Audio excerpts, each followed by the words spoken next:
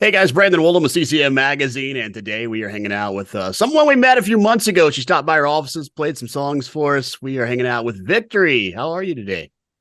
I'm doing well, Brandon. Thanks for having me. So, to a lot of these Christian music fans, they're just now starting to see your name pop up out there, but you've been doing this for a long time. You got quite a musical history. Give us a little background on who Victory is. Yeah. Well, I am from a large musical family. I have eight siblings, and we're originally from Detroit, Michigan. And we grew up singing together. Our parents founded the Boys and Girls Choirs of Detroit, which was a community choir.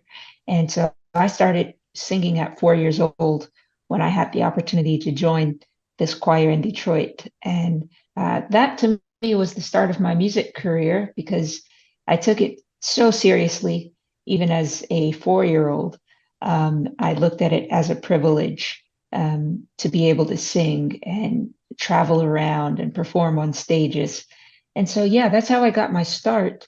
I grew up singing with my family. We migrated to the New York City area when I was 12 years old, and we took our talents directly to the streets. We would sing in Central Park pretty much every day. And it was in 2016. So this is 10 years after we migrated to New York. 2016 was when we got signed. Jay-Z actually was the one that signed me and my brothers and sisters. And even though our music for the most part was sacred music, we were singing hymns in the park for the most part. Um, Jay could see a lot of similarities in our story in that he also took his talents to the streets and sold his records from from the trunk of his car to people in his community, and that was like the ground game that he had going that launched his record label.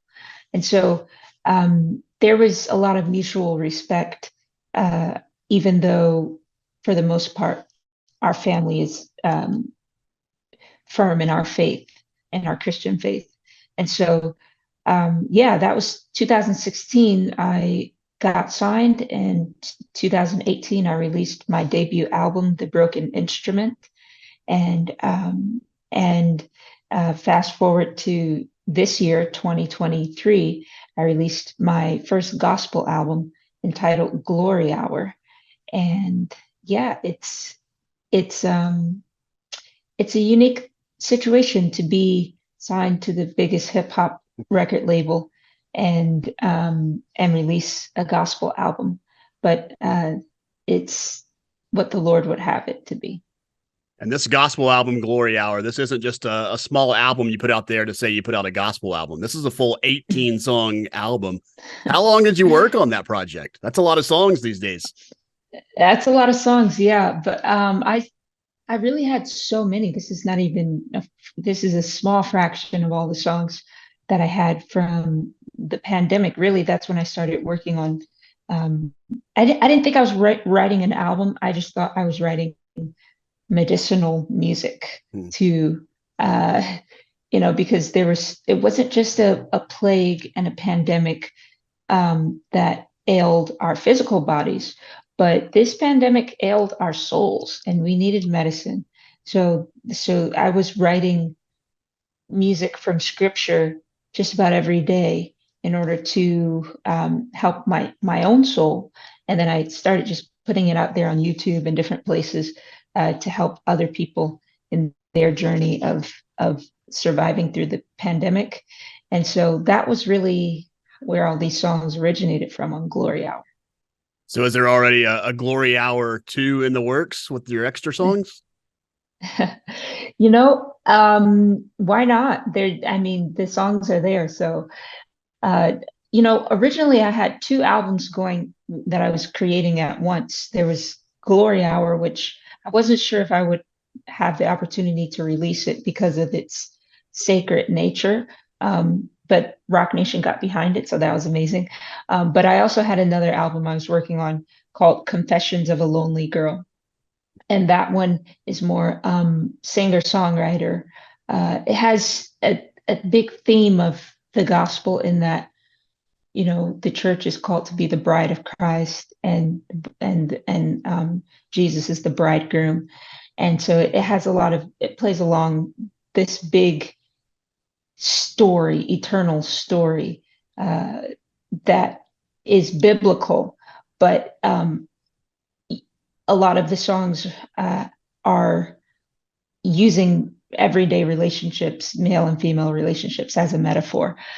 So that project is actually almost done. Is probably the closest one to being done as a follow-up, but we might end up releasing a glory. I know we're going to do a live album, a live Glory Hour album where we add bonus tracks. So that one might come next, and then my singer-songwriter Confessions of a Lonely Girl album.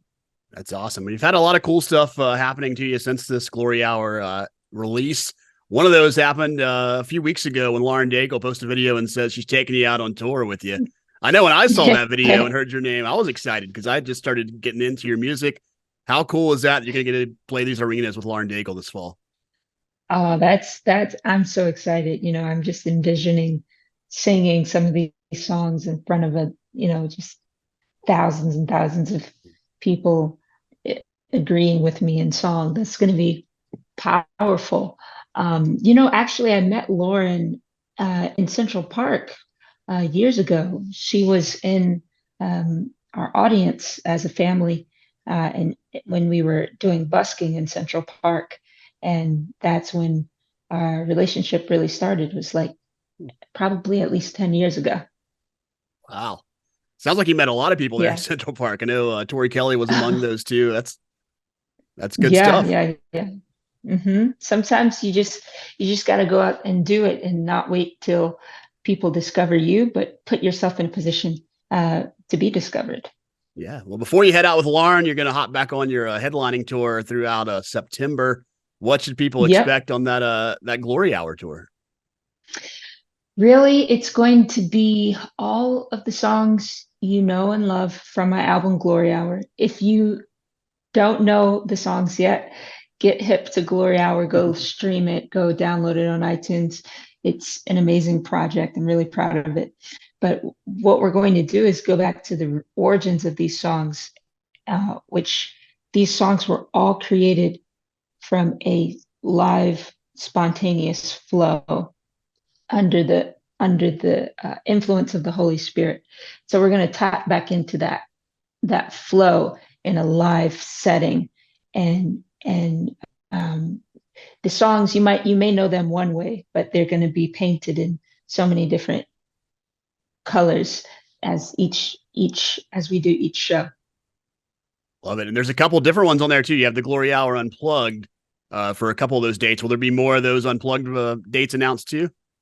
Yes, Glory Hour Unplugged. We're gonna, Unplugged is gonna go throughout the rest of the year and into the new year. Probably the first 6 months of 2024. Wow. Definitely.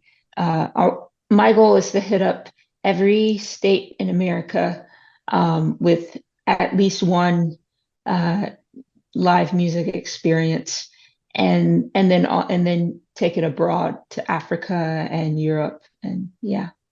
Wow.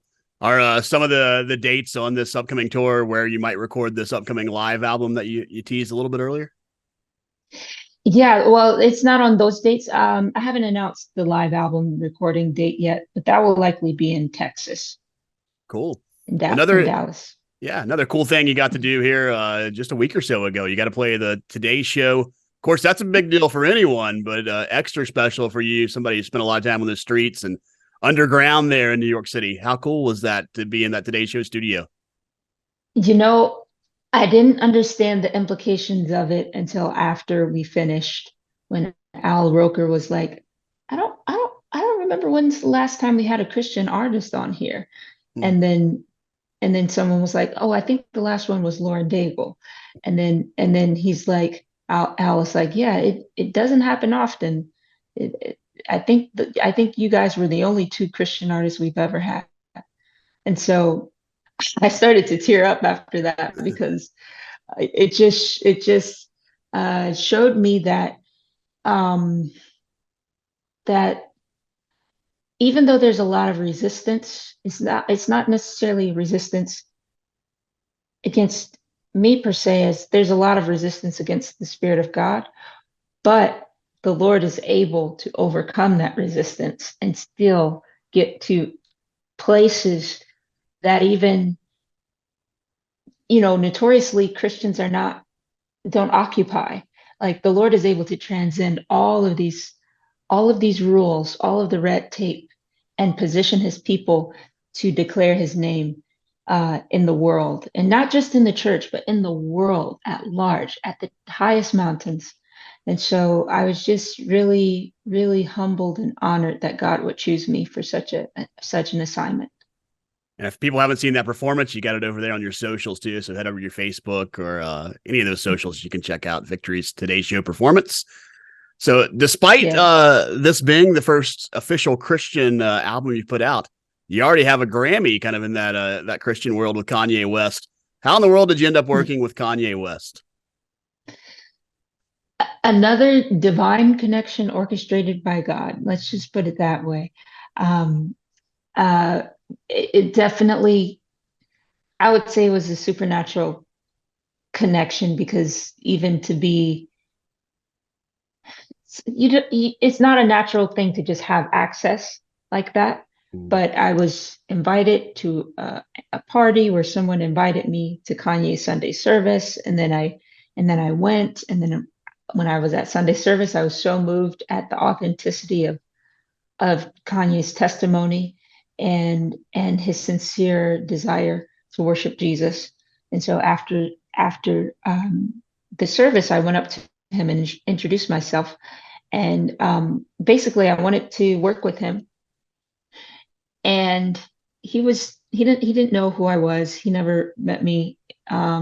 So yeah, I mean, he was listening, but he was also like, okay, maybe maybe I'll see you around, but I'm busy right now.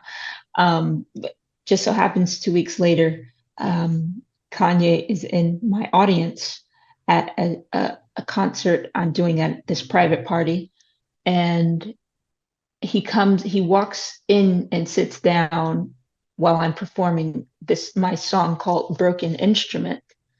And this song, Broken Instrument, is a song I wrote that basically talks about God's ability to restore value to broken people, but it uses instruments as a metaphor for people. So, the broken instrument, it is restored by the maker, by the instrument maker that created it.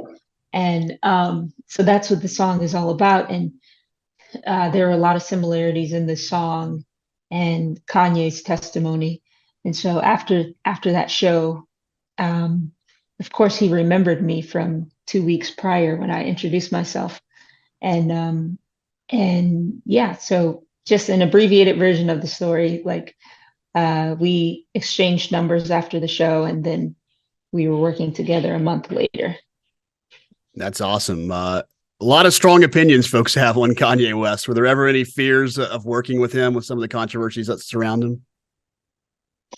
That's to be expected around such a dynamic person that has a lot of influence. The issue is, when you have that much influence, there's going to be all sorts of uh, spirits that try to attach themselves to you, and use you as a vessel, because it's like uh, all Kanye has to do is say one statement and it reaches millions and potentially billions of people. And so that's a huge, there's always a lot of warfare over him. And so I preferred not to think about how people would look at me, and just look at the opportunity to be a voice in his ear that represents God's heart, and um and to lean into this opportunity to be an example of what God, of of what God is calling us to be, what God is calling me to be. And, you know, and as long as he had the interest of pursuing the things of God, I looked at that as an opportunity and not a liability. Hopefully that's just the first of many Grammys in your future. Glory Hour is out now. You can stream it. Of course, you can see Victory on tour. It sounds like pretty much for the next year once it gets started here in a few weeks. You can get all those dates over at our website. Good hanging with you today, Victory. Likewise, Brandon. Thanks for having me again. All right.